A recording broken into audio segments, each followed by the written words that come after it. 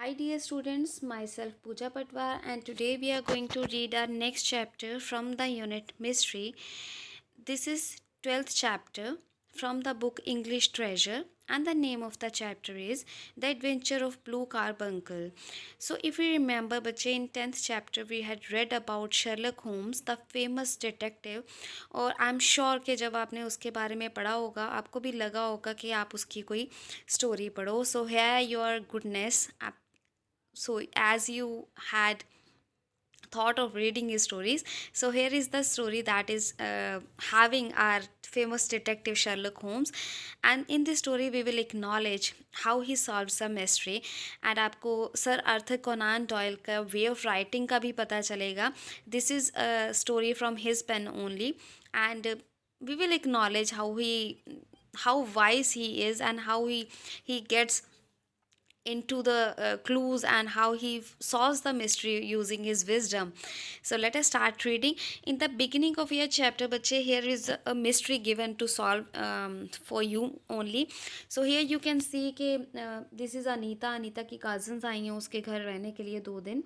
तो वो अपनी कज़न्स को अपना गोल्ड नेकलेस दिखाती है जो कि उसकी सिस्टर्स ने उसको गिफ्ट किया है. तो यहाँ पे हमारी जो पर्पल वाली लड़की है कज़न है उसकी, वो कह रही है कि काश मेरे पास भी ऐसा होता.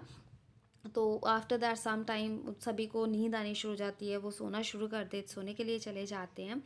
ठीक है. सो जो हमारी डॉटेड वाली है, रेड वाली, वो पहले चली जाती है और उसके बाद जो हमारी अनीता है वो कहती है कि चलो मैं इसको अब सेफली रख देती हूँ. एंड देन सारे सोने के लिए चले जाते हैं. ठीक है. नेक्स्ट डे जब वो उठती है तो उसको अपना नेकलेस नहीं मिलता है, तीनों ड्रॉर्स ओपन होते हैं. तो अब वो सोच रही है कि इन तीनों में से कोई हो सकती है. So here's your necklace, I wanted to show how careless you are. So यहाँ पे कोई आके उसको दे रहा है उसका नेकलेस वापस. तो आपको क्या लगता है कौन हो सकता है? So who do you think took the necklace? अब किसने उसका नेकलेस चुराया होगा? So you can think of, ये जो आपको बनाई हुई है शक्ल सी, you can imagine from that. So this is left for your understanding and using your wisdom only. So let us start reading the chapter now. So sometimes even an everyday occurrence can lead to a pleasant surprise or invite trouble. तो कई बार क्या होता है, हमारी जो रोज़मर्रा की हर ज़िंदगी में हमारी चीज़ें होती हैं उनसे या तो कई बार होता है हमारे एकदम से हमें कोई सरप्राइज़ मिल जाता है जहाँ हम किसी प्रॉब्लम में फंस जाते हैं. तो ये अब शर्लक होम्स की एक स्टोरी है जिसमें जो हमारा फेमस डिटेक्टिव के है बारे में है जो कि अभी आपने पढ़ा है. वो क्लूज़ ढूंढता है किसी मिस्ट्री के लिए, किसी रहस्य को सॉल्व करने के लिए, और उसको जो क्लूज़ होते हैं वो उसको अब बहुत कॉमन सी जगह पे मिलते हैं. ठीक है. और उसकी उन्हीं को क्लूज़ को फॉलो करते हुए वो कल्प्रिट तक पहुंचता है. कल्प्रिट कौन होता है? गिल्टी, दोषी, जिसने कि अपराध किया होता है, अपराधी. ठीक है. सो let us start reading the chapter. So it was second morning after Christmas. तो ये क्रिसमस के बाद सेकंड मॉर्निंग थी. When I entered Sherlock Holmes' room, he was sitting lazily on a sofa, and a shabby hard-felt hat was hanging at the back of a wooden chair. तो अब जब जो narrator है वो Sherlock Holmes के room में गया तो शर्लक होम्स लेजीली बड़े आराम से रेस्ट करते हुए सोफे पे बैठे हुए थे और एक गंदी सी हार्ड फेल्ट की हैट जो थी वो वुडन चेयर की बैक पे लटक रही थी. So this is the chair, back of the chair, right. So this, take this as a chair and here was the hat. यहाँ पे वो लटक रही थी. हार्ड फेल्ट मतलब हार्ड कपड़े की बनी हुई. ठीक है. तो वो वुडन चेयर के पीछे लटक रही थी. The magnifying glass on the chair suggested that Holmes had been examining it. अब चेयर के ऊपर एक क्या पड़ा होता है? Magnifying glass. के मैग्नीफाइंग ग्लास पता है जिससे चीज़ों को जूम करके देखा जा सकता है. तो वो पड़ा हुआ था और उससे ये उसको देख के ये लग रहा था कि होम्स जो था वो इसको एग्जामिन कर रहा था. किसको एग्जामिन कर रहे थे? हैट को. Got it. I don't want to interrupt you said I. तो नरेटर ने क्या कहा कि मैं तुम्हें इंटरप्ट नहीं करना चाहता. अगर तुम अपना काम कर रहे हो तो ये then you can carry on with that. Not at all said my detective friend. तो अब नरेटर के जो डिटेक्टिव फ्रेंड था वो कौन था? Sherlock Holmes. तो उन्होंने क्या कहा कि नहीं, तुम मुझे डिस्टर्ब नहीं कर रहे हो. Got it. On the contrary, I am glad you to have you here to discuss my result. कहता है बजाय कि मैं इसके, इनफैक्ट उल्टा मुझे खुशी है कि तुम यहाँ पे मेरे रिजल्ट्स को डिस्कस करने आए हो. He pointed towards the hat. तो शर्लक होम्स जो हैं वो हैट की तरफ पॉइंट करते हैं। The actual object in question is a trivial one. तो कहता वो जो एक्चुअल क्वेश्चन है, जो उसके बारे में ज़्यादा टेंशन हो रही है मुझे, जो मुझे क्वेश्चन खटक रहा है, वो ये है जो हमें कॉमन प्लेस में चीज़ मिली है। Trivial means commonplace. तो ये जो हमें चीज़ मिली है ये ज़्यादा है क्वेश्चनेबल है, मतलब मुझे इस पे डाउट हो रहा है। But it reveals some curious facts, मगर इससे मुझे कुछ स्ट्रेंज फैक्ट्स भी मिले हैं। क्यूरियस मीन्स स्ट्रेंज, ठीक है। You know Peterson the commissioner. Commissioner मतलब वो एक तरह से जो गेट पे खड़ा होता है, डोर पे ऊपर खड़ा होता है, जो आगे लोग होते हैं उनको वेलकम करने के लिए, सॉर्ट ऑफ अ कमीशन है। Got it. So he is saying कि तुम्हें याद है पीटरसन जो वहाँ पे वेलकमिंग के लिए खड़ा होता है। The on Christmas morning he bought it here along with the good fat goose. तो क्रिसमस मॉर्निंग वो यहाँ पे इसको साथ लेके आया था, और इसके साथ ही एक फैट गूज थी, which is I have no doubt roasting at this moment in front of Peterson's fire. और मुझे लग रहा है कि वो जो गूज है, अब तो मुझे लगता है कि वो क्या कर रही है, पीटरसन फायर के आगे रोस्ट हो रही है, मतलब वो इस टाइम पे रोस्ट हो रही होगी, ठीक है। And I it was indeed getting interesting now. Sherlock Holmes started relating the morning's episode. तो नरेटर कह रहा है कि अब मेरा उसमें इंटरेस्ट बनता जा रहा था, क्योंकि शर्लक होम्स ने मॉर्निंग के एपिसोड को दोबारा सारा धीरे धीरे रिलेट करना, बताना शुरू कर दिया था। After some merrymaking our friend Peterson was making his way homeward down Tottenham Court Road. सो कहते कुछ एक इन्जॉय करने, मैरी मेकिंग इन्जॉय करने के बाद हमारा जो फ्रेंड पीटरसन था वो अपने घर की तरफ जा रहा था, और उसका घर कहाँ पे था, टोटेहम कोर्ट रोड पे। He saw a tall man walking ahead of him with the slight stagger. तो उसके आगे आगे एक लंबा सा लड़का आदमी चल रहा था, जो कि स्लाइड स्टैगर कर रहा था, थोड़ा लड़खड़ा के चल रहा था। Carrying a white goose slung over his shoulder. और वो जो गूस थी वाइट कलर की, वो उसके शोल्डर के ऊपर स्लंग करी हुई थी, लटक रही थी, रखी हुई थी उसने। As he reach the corner of Goodge street a row broke out between him and a goose of thugs group of thugs, sorry. तो जैसे ही वो गुज स्ट्रीट पे पहुंचा, तो एक उनके बीच में, मतलब कुछ ठग्स थे, लुटेरे थे, और उनके बीच में लुटेरे और उनके बीच में लड़ाई सी खड़ी हो गई, मतलब आर्ग्यूमेंट्स एंड लड़ाई शुरू हो गई। As one of them knocked off the man's hat. तो एक उनमें से ठगों ने क्या किया, एक ने उसके हैट पे ऐसे घूसा मारा। He swung his stick over his head to defend him. तो उसने क्या किया, उसने अपनी स्टिक जो थी उसने अपने सर पे रख ली अपने आप को बचाने के लिए। But it broke a shop window behind him. But उसने जो शॉप थे, जो स्टिक थी, उससे क्या हुआ, पीछे जो शॉप थी उसकी विंडो टूट गई। At this point in time Peterson rush to the tall man's rescue. तो इस टाइम जब ये सब हुआ, तो जब पीटरसन ने ये देखा, वो फटाफट से लंबे आदमी को बचाने के लिए भागा। But the man, seeing an official looking person in uniform rushing towards him, took to his heels leaving behind his hat and goose। But वो जो आदमी था जिसके वो प्रॉब्लम खड़ी हुई थी, उसने जब देखा कि किसी ऑफिशियल लुकिंग, मतलब जिसने वो गाइड वाले कपड़े पहने हुए थे, सॉरी वॉचमैन वाले एक तरह के कपड़े पहने हुए थे, वो उसकी तरफ भाग रहा है। तो वो क्या हुआ, टुक टू हिज हील्स, मतलब वो एक तरह से स्पीड पकड़ के वो भाग गया, और उसने अपनी जो हैट और गूज थी वो वहीं पे छोड़ दी। द ठग्स टू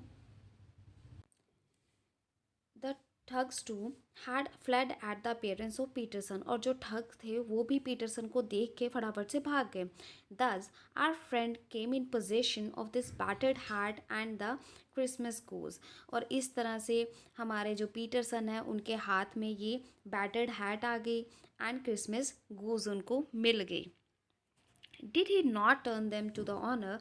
तो वो कहते ये जो उन्होंने थी, ये जो चीज़ें थी, उसने ऑनर को वापस नहीं करी, ठीक है। ऑनर कौन है, मालिक, ठीक है। तो देन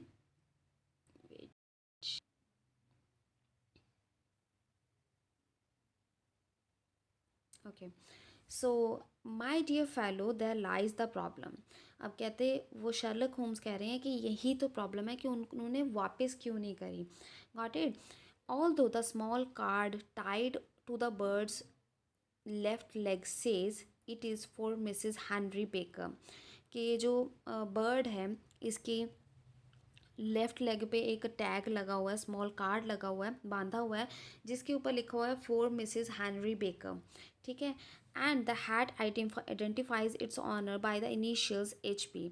और जो उसमें लिखा हुआ है, हैट के ऊपर लिखा हुआ है HB, ठीक है। उससे पता चलता है कि इसका जो मालिक है वो कोई HP है। But there are some thousands of bakers and some thousands of hundreds of Henry bakers in this cities of ours. It is not easy to restore lost property to any one of them. So अब यहाँ पे Sherlock Holmes कह रहे हैं कि यहाँ पे हमारे एरिया में, हमारी सिटी में बहुत सारे थाउजेंड्स ऑफ बेकर्स हैं और कुछ हंड्रेड्स हैनी बेकर्स होंगे, और लॉस्ट प्रॉपर्टी उनमें से किसी एक को पहुंचानी, दोबारा पहुंचानी ईजी नहीं है। So here you can think of कि हैट कैसी थी, हैट वॉज बैटर्ड, पुरानी सी थी, डैमेज थी, ठीक है। डैम और गूस कैसी थी, वाइट गूस थी। Got it. तो ये आइडेंटिफाइज आपने याद रखनी है। और कौन उसको बचाने के लिए निकला था, पीटरसन। और उसके ऊपर क्या लिखा हुआ था, फॉर मिसेस हेनरी बेकर, ठीक है। और उसके ऊपर हैट के ऊपर क्या लिखा हुआ था, HB इनिशियल्स। नेम के जब फर्स्ट लेटर्स लिखे होते हैं उसको इनिशियल्स बोलते हैं, ठीक है। So what then did Peterson do. So वो कहते हैं अब पीटरसन ने क्या किया, Peterson brought them here instead. तो अब वो ढूंढ नहीं पाया, इसलिए वो यहाँ पे ले आया। I retain the hat of the unknown gentleman out of curiosity while returning the goose for his family dinner. तो मेरे को क्यूरियोसिटी हो रही थी, ये किसी अननोन जेंटलमैन की थी क्योंकि उस पर HP लिखा हुआ था। तो मैंने गूस तो जब मैंने थी वो फैमिली को, पीटरसन को वापस कर दी कि चलो आपने उसको पका के खा लो, फैमिली डिनर अपना कर लो। बट मैंने जो हैट थी वो अपने पास रख ली क्योंकि वो किसी अननोन जेंटलमैन की थी। Retain means to keep it with you. Then what clue could you have as to his identify. तो अब उस आइडेंटिफाई करने के लिए, उसकी आइडेंटिटी के लिए तुम्हें क्या क्लू मिला है। Only as much as we can deduce from the hat. Deduce is to acknowledge. और मतलब उनसे मुझे कहता है जो पता चला किसी रीजनिंग पे, मैं जिस उस पे कंक्लूजन पे निकला हूँ वही है। अब मुझे जो हैट से मिला है वही, बस मुझे क्लूज मिले हैं और मुझे कुछ नहीं मिला है। I was sure Holmes was joking. तो here the narrator is saying कि मुझे लगता है कि होम्स, मुझे पक्का पता था कि होम्स झूठ बोल रहा है। He asked me if I could gather any information on the man who वोर दैट हैट। तो उसने मुझे पूछा कि मैं कुछ और इन्फॉर्मेशन उस इंसान के बारे में इकट्ठी कर सकता हूँ जिसने ये हैट पहनी होगी। I took the tattered object in my hands for inspection. तो मैंने उसको इंस्पेक्शन के लिए, उसको देखने के लिए, जो टैटर्ड फटी सी पुरानी सी वो थी हैट थी, उसको मैंने अपने हाथ में पकड़ा। I could find nothing extraordinary about it to notify the owner. मुझे उसमें कुछ नज़र नहीं आया एक्स्ट्रा जिससे कि मैं देख के ऑनर का बता सकूं, except it had a faded lining of red silk. और उस पर क्या थी, एक हल्की सी धुंधली सी, मतलब फेड हो चुकी लाइनिंग थी रेड सिल्क की। And was cracked, dusty and spotted in several places. Cracked थी वो हैट, डस्टी थी, धूल से भरी हुई थी, एंड बहुत सारी जगह पे उसमें छेद थे।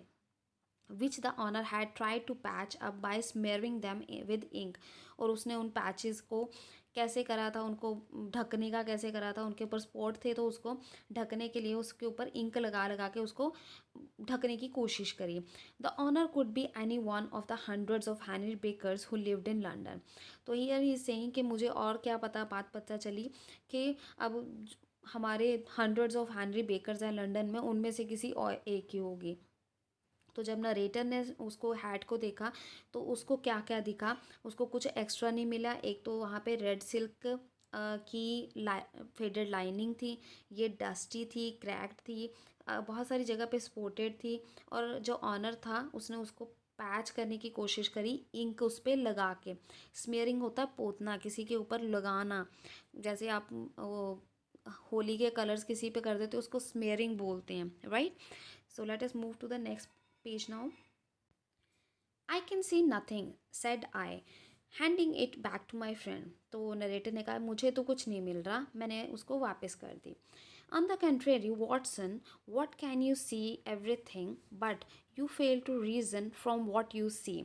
So कहते Watson, I feel you remember I had told you in the previous chapter Sherlock Holmes वाले कि उनका जो बेस्ट फ्रेंड था that was Watson, जिसको कि वो कहाँ पे मिले थे, किसी पार्टी पे मिले थे. तो यहाँ पे वो कह रहा है कि वॉटसन तुम्हें दिख तो सब कुछ रहा है बट तुम्हें ये नहीं पता चल रहा कि तुम्हें दिख क्या रहा है. तुम्हें मतलब you are observing everything but you are failing to reason कि इसमें से क्या इंपॉर्टेंट है क्या नहीं है. Then pray tell me what is it is that you can infer from that this hat. So infer is to get knowledge kind of. तो यहाँ पे ही सेइंग कि बताओ, मैं प्रे करता हूँ, मैं रिक्वेस्ट करता हूँ कि बताओ तुम्हें इस हैड से क्या इन्फॉर्मेशन मिली है. My friend started listing his deductions. तो जो उसको इन्फॉर्मेशन मिली थी उसने वो सारी बतानी शुरू कर दी. किसने बतानी शुरू कर दी? शर्लक होम्स ने. ठीक है. So here he is now telling about this. The man is an intellectual as his head must be large judging by the size of the hat. So here saying कि जो man है वो intellectual है, मतलब वो knowledgeable है, उसको बहुत ज़्यादा नॉलेज है क्योंकि उसका सर जो है वो बड़ा होगा. और वो साइज़ बड़ा किसे पता चल रहा है? हेड के साइज़ को देख के. He must have been wealthy and would have fallen upon difficult times of late. तो एक तो वो वेल्दी होगा वो इंसान, एक तो इंटेलेक्चुअल होगा, दूसरा वो वेल्दी होगा और उसने अपनी ज़िंदगी में बहुत सारे डिफ़िकल्ट टाइम्स देखे होंगे. As the hat is an expensive one and is stated now as the owner is unable to afford to buy a new one. तो क्योंकि वो कहता अब वो किसी मुश्किल टाइम से गुजर रहा है जिसकी वजह से, क्योंकि अब वो वेल्दी कैसे है? क्योंकि उसकी हैट जो है वो एक्सपेंसिव है. अब मुश्किल टाइम से क्यों गुजर रहा है? क्योंकि उसकी जो हैट है वो अब फटी हुई है, क्योंकि ऑनर जो है अब न्यू खरीद नहीं पा रहा है. He has to try to patch it up which suggest he is a man with self respect. अब उसने उसको पैच इंक के साथ स्मेयर करने की कोशिश की है जिससे पता चलता है कि वो सेल्फ रिस्पेक्टिंग है, दूसरों को बताना नहीं चाहता कि मैं इस वक्त डिफ़िकल्ट टाइम से गुजर रहा हूँ. The hat was collected brown dust on it which shows that it had been hung up. The hat was collected brown dust. Sorry, the hat has collected brown dust on with it, which shows that it had been hung up indoors most of the time. So here he is saying कि जो hat है उस पर brown color की dust है, brown dust है. इससे उसे क्या कंक्लूजन मिला कि ये घर के ज़्यादातर अंदर ही टांगी हुई होती थी. ही is a man who leads a sedentary life and goes out little. वो मतलब जो इंसान है सेडेंट्री मतलब इनएक्टिव, वो ज़्यादा एक्टिव नहीं है, मतलब वो ज़्यादा बाहर नहीं घूमता है, वो अंदर ही रहता है, उसका बाहर वाला ज़्यादा काम नहीं है. ठीक है. This hat with the week's accumulation of dust upon it shows that his wife has ceased to love him and does not bother him going out in such a state. और इसके ऊपर इससे जो पता लगता है, इसके ऊपर जो एक हफ्ते से डस्ट इकट्ठी हुई है उससे क्या पता चलता है कि उसकी वाइफ उसको अब प्यार नहीं करती है एंड उसको फ़र्क नहीं पड़ता है कि वो किस कंडीशन में कैसे हालात में, कि मतलब डस्ट अगर उसकी वाइफ की उसके साथ अटैचमेंट होती या उसको प्यार करती होती तो obviously she would not like कि उसका हस्बैंड इतनी डस्टी उसको लेके जाए बाहर, डस्टी हैट बाहर लेके पहन के जाए. तो यहाँ से ये चीज़ों के पता चलता है. At the precise moment Peterson rushed into the room dazed with astonishment. Astonishment means surprised. तो इस टाइम पे जब वो बातें कर रहे होते हैं तो पीटरसन और फटाफट से रूम में आते हैं, सरप्राइज होते हैं. See here sir what my wife found inside the goose. वो कहता है यहाँ देखो मेरी वाइफ को गूज के अंदर से क्या मिला है. He held out his hand and displayed upon the center of the palm a brilliantly scintillating blue stone rather smaller than a bean in size. तो उसके अंदर से जो गूस थी उसके अंदर से सेंटर में से एक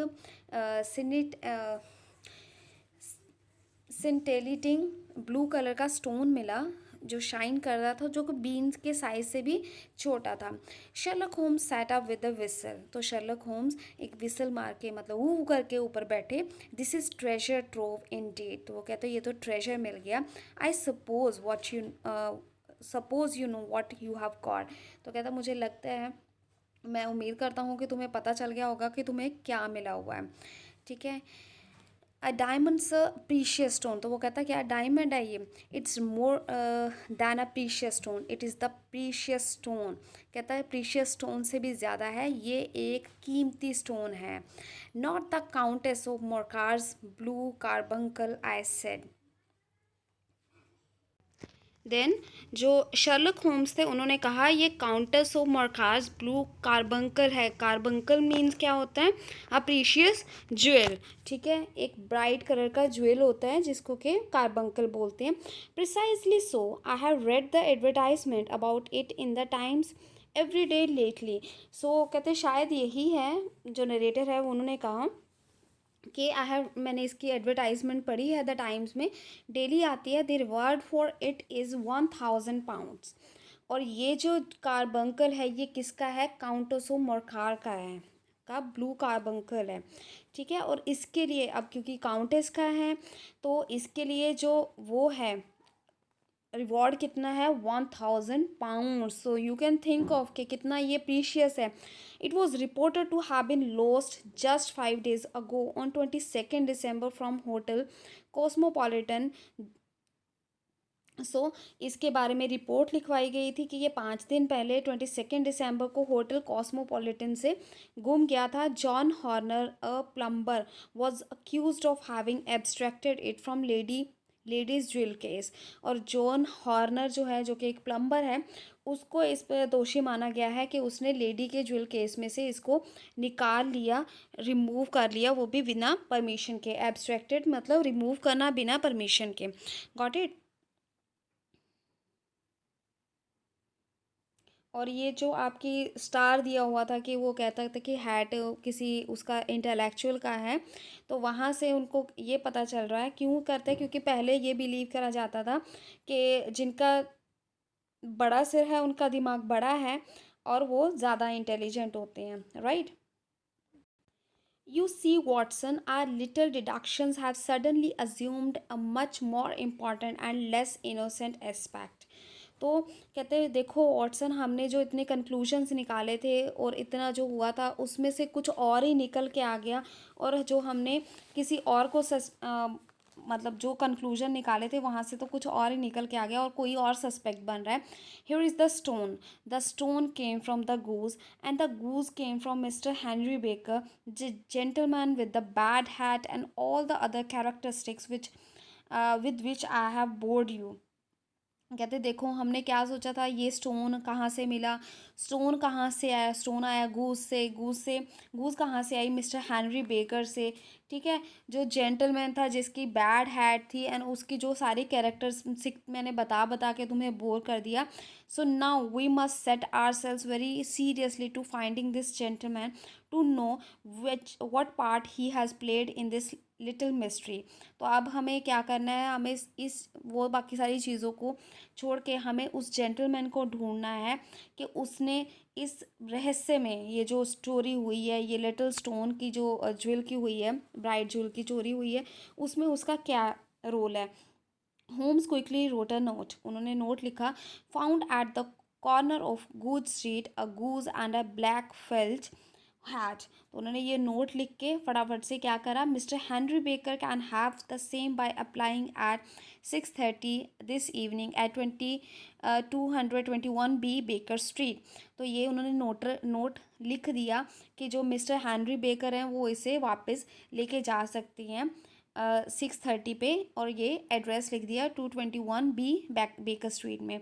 ही sent Peterson to give the advertisement in all the newspaper. Peterson को उन्होंने भेज दिया कि यार ये जो न्यूज़पेपर है, ये जो एडवर्टाइजमेंट है सारे न्यूज़पेपर्स में पब्लिश कर दो। He also instructed him to buy a goose in place of this one his family had eaten and leave it in his room। तो उन्होंने ये भी कहा पीटरसन को कि जो उन्होंने अब गूज उनकी फैमिली ने खा ली है उसकी जगह पे एक गूज और लेके आए और उसको रूम में, शर्लक होम्स के रूम में छोड़ दे। It was a little 6:30 when the tall man appeared in the doorway। तो 6:30 हुए ही थे कि एक लंबा आदमी उनके डोर पे मतलब एंट्रेंस पे पहुंचे। Mr Henry Baker, I believe, said Holmes, rising from his armchair and greeting his visitor. तो मिस्टर, जो विजिटर आया था, जो उनके घर पे आया था, उनको ग्रीट करने के लिए वो खड़े हुए और उनको कहा कि शायद आप मिस्टर हेनरी बेकर ही हो।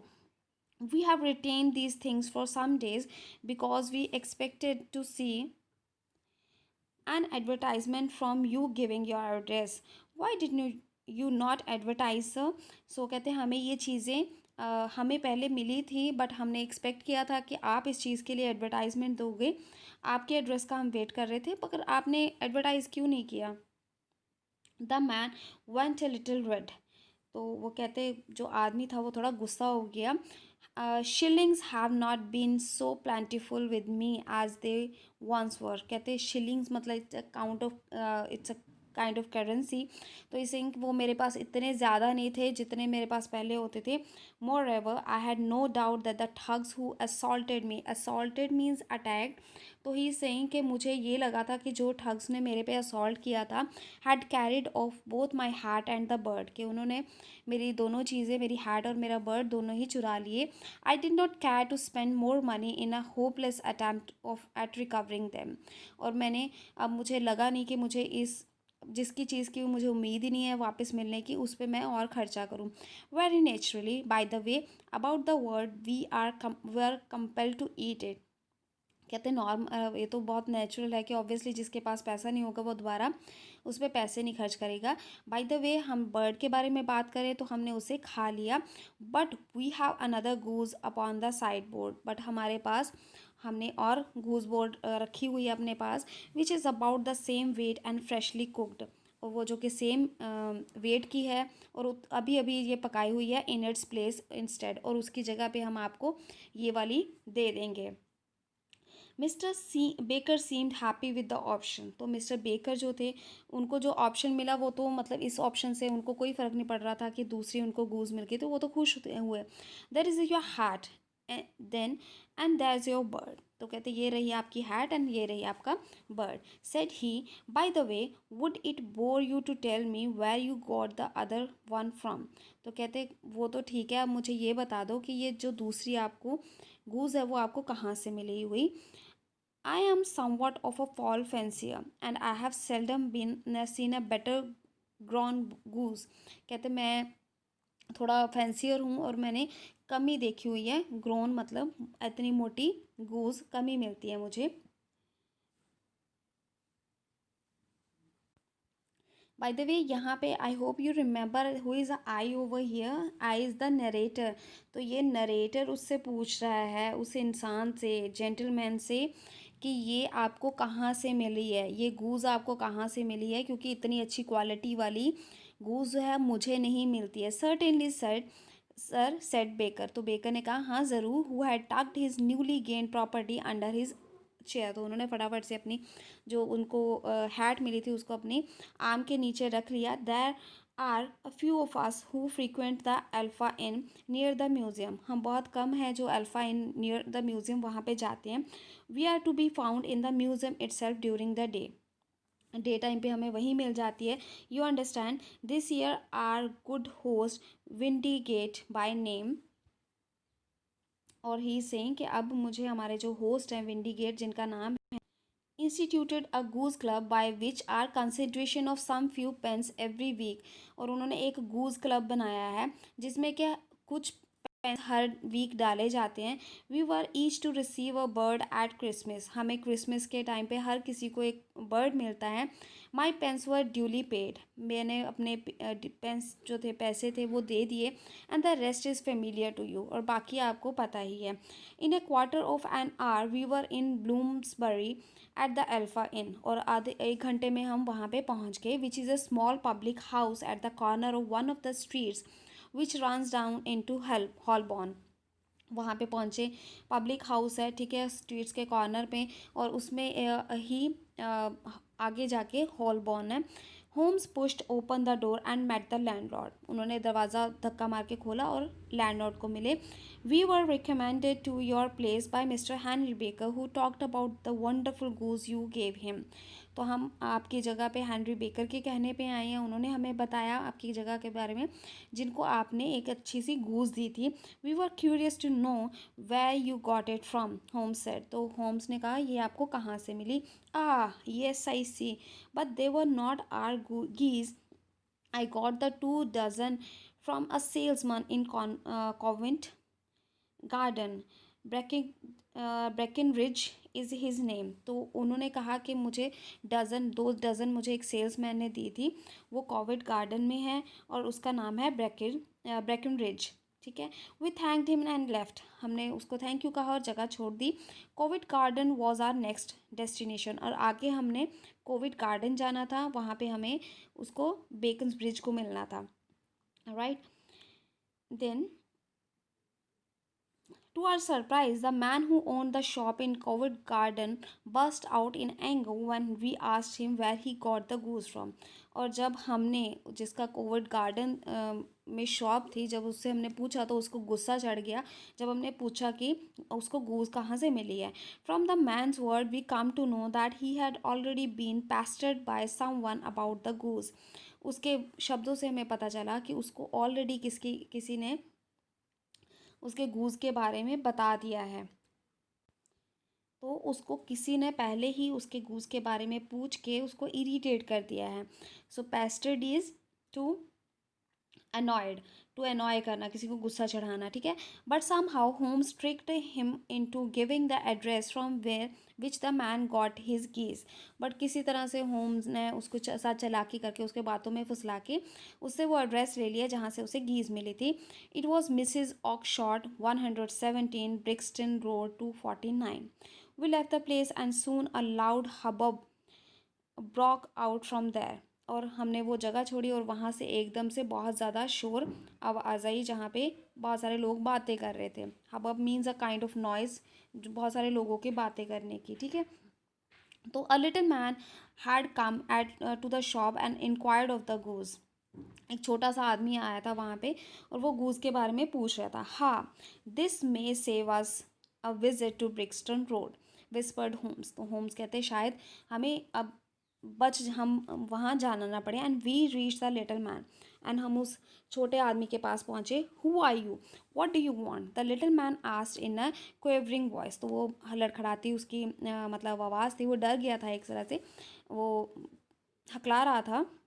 तो उस आदमी ने पूछा तुम कौन हो, तुम्हें क्या चाहिए. I know you are endeavouring to trace some geese which were sold by Mrs Oakshott of Brixton Road to a salesman named Breckinridge, by him in turn to Mr Windigate of the Alpha and by him to his club of which Mr. Henry Baker is a member. और now he is saying कि मुझे पता है कि तुम उस geese का trace कर रहे हो कुछ एक जो कोई मिसिज ऑकवर्ड शॉर्ट ने सेल्समैन को बेचा था जिसका नाम था ब्रिकन ब्रिज. और उसने आगे मिस्टर विंडीगेट को बेच दिया और देन वो मिस्टर हेनरी बेकर को मिली. Oh sir, you are the very man whom I have long to meet, cried the little fellow. उस लिटिल आदमी ने कहा कि आप ही को लोगों को मैं मिल रहा हूँ. Sherlock Holmes then made him disclose his identity as James Ryder. तो शर्लॉक होम्स ने कहा कि मैं जेम्स राइडर हूँ, head attendant at the hotel Cosmopolitan. तो उन्होंने कहा मैं हेड अटेंडेंट हूँ. We took him to Holmes place. तो हम होम्स के घर पे ले गए. And the drama which unfolded then gave Holmes the missing details as he had already conceived a theory. तो जो चीज़ें अब उसकी स्टोरी जो उन्होंने थियोरी बनाई थी उसमें जो हिंट छूट गए थे वो सारे उसने पूरे कर दिए. When Holmes showed him the blue carbuncle which shone out like a star. तो जब उन्होंने होम्स ने उनको ब्लू कार्बंकल दिखाया जो कि एक स्टार की तरह चमक रहा था. Ryder looked uncertain whether to claim or to disown it. अब राइडर को ये सॉरी, यहाँ पे शर्लक होम्स ने अपनी आइडेंटिटी नहीं बताई. वो जो छोटा आदमी था उसने अपनी आइडेंटिटी बताई कि उसका नाम है जेम्स राइडर. ठीक है. Sorry for this. तो यहाँ पे जब अब राइडर को ये नहीं समझ आ रहा था कि वो उसको बताए कि ये उसका है या वो इसको कह दे कि मैं तो इसे जानता नहीं. Realising that the game was Yeah. So up he threw himself down suddenly upon the rug and clutched at my companion's knees. तो अब उसको पता लग रहा गया था कि अब तो गेम ख़त्म होने वाली है, तो वो नीचे गिर गया उसके पैरों में और उसके नीज़ को पकड़ लिया. He offered to give the details when Holmes asked to hear a true account of the case. तो उसने कहा कि अगर तुम मुझे ध्यान से सुनोगे तो मैं आपको सारी स्टोरी सारी सच बता दूंगा. Then on that fateful day, उस दिन की बात हो रही है जिस दिन ये एक्शन हुआ था. फेटफुल मतलब the day when this all incident happened. Along with Catherine Cusack, the ladyship's waiting maid who told me of the carbuncle send the plumber Horner into the countess room asking him to set right a tap. तो अब जो उनकी head maid थी, waiting maid थी ladyship की, उसने carbuncle के बारे में बताया था, मुझे कार्बंकल के बारे में बताया था. उसने प्लम्बर हॉर्नर को काउंटेस के रूम में भेजा ताकि वो किसी टैप को सेट कर दे, ठीक कर दे. The countess was away at that moment. जो काउंटेस थी वो वहाँ पे नहीं थी उस टाइम पे. Once the plumber left we stole the jewel and raise the alarm. जब प्लम्बर वहाँ से चला गया हमने ज्वेल चुरा लिया और हमने सभी को बोल दिया कि वो वहाँ पे नहीं है. Horner's previous criminal record helped us to Horner's previous criminal record help us to shift the blame on him. तो हॉर्नर का जो प्रीवियस क्रिमिनल रिकॉर्ड था उसकी वजह से हमने जो सारा दोष था उस पर लगा दिया और उसे अरेस्ट करवा दिया. Fearing a search by police on my person and in my room I went to my sister's house who owns a poultry farm. तो मुझे ये डर था कि मेरे घर पे कोई आए ना, मेरे रूम में कोई पुलिस सर्च ना हो जाए, तो इस मैंने अपनी सिस्टर के घर पे गया जिसका कि एक पोल्ट्री फार्म है. Then I thrust the carbuncle down the throat of a big white goose with the bad tail. तो एक मैंने फैट गूज के उस पर कर दिया, सिस्टर के पोल्ट्री फार्म में फैट गूज के अंदर उसे डाल दिया, थ्रोट में डाल दिया. Unaware of what I did my sister sold the goose to a dealer with which finally reached you. तो मुझसे मेरी सिस्टर को तो पता नहीं था कि मैंने ये क्या किया है. तो उसने क्या किया, वो एक डीलर को बेच दिया जो कि वापस घूम के आपके पास पहुंच गई. And now I am myself a branded thief. और अब मैं एक चोर बन गया हूँ without even ever having touched the wealth for which I sold my character. और उस चीज़ को मैंने एक बार हाथ लगा के भी नहीं देखा जो कि मैंने, जिसकी वजह से मैंने अपने ऊपर इतना बड़ा बड़ा धब्बा लगवा लिया. God help me. तो कहता भगवान मेरी हेल्प करे, मुझे इससे बचाए. तो गूस क्या थी, उसको बैड था. उसने ये सोचा कि इसकी जो टेल है उसमें कोई टैग लगा हुआ है तो उसमें कुछ स्ट्रिप्स हैं, तो उसने उसको कर दिया कि मैं पहचान लूँगा. बट उसकी सिस्टर ने क्या कर दिया, उसे बेच दिया. ही buried his face in his hands and wept bitterly. तो वो अपने हाथों में अपने फेस को छुपा के रोने लग गया. Holmes asked him, did you think at all of this poor Horner who was arrested for a crime of which he knew nothing. तो आपने उसके बारे में सोचा है, बेचारे प्लम्बर के बारे में जिसको इस क्राइम के बारे में पता ही नहीं है और उसको अरेस्ट कर लिया गया. I will fly mister Holmes, I will leave the country sir, then the charge against him will break down. कहता मैं चला जाऊंगा, मैं कंट्री छोड़ दूंगा, तब ये जो चार्ज है उससे उसके ऊपर जो है वो टूट जाएगा, मतलब वो रिलीज़ हो जाएगा. Then my friend rose and threw open the door. तो मेरे फ्रेंड ने दरवाज़ा खोला और उसको मतलब उठा और उसने दरवाज़ा खोल दिया. Get out said he. उसने कहा बाहर निकल जाओ. What sir, oh heaven bless you. कहता भगवान तुम्हें बचाए, भगवान तुम्हारी ब्लेस करे, तुम्हें आशीर्वाद दे. No more words, get out. वो कहते बाहर निकल जाओ. And no more words were needed. Ryder got up and rushed out. दोबारा बोलने की जरूरत नहीं पड़ी, राइटर उठा और चला गया. I suppose that I am commuting a felony, but it is just possible that I am saving a soul. तो here commuting a felony means एक ऐसा punishment करना, कोई एक पनिशमेंट को किसी और पे दे देना है, किसी के ऊपर के लगाना. फेलोनी में सीरियस क्राइम. तो इस कहता है कि मैं मतलब मुझे लग रहा है कि मैं किसी को बचा रहा हूँ, किसी का क्राइम किसी पे लगा रहा हूँ, but it is just possible that I am serving a soil. और ये भी हो सकता है इससे ऐसा करने से मैं किसी की जान बचा रहा हूँ. This fellow will not go wrong again, वो दोबारा कोई गलती नहीं करेगा। And he is also terribly frightened, और वो बहुत ज़्यादा डरा हुआ है।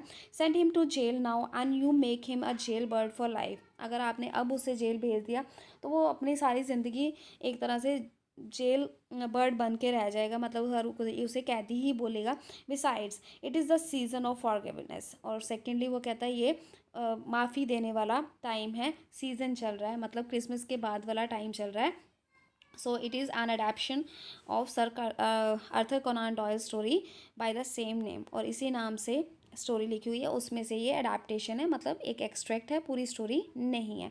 So this was the chapter, quite long it was, but I hope you have loved it because there were so many turning points. So thank you and have a nice day. If you enjoyed the story, please do tell me in the comments. If you were not able to understand anything, even then I'll be waiting for your comments, so then I can make some changes or I can improve myself. So thanks again, have a wonderful day, bye bye, take care, enjoy your day.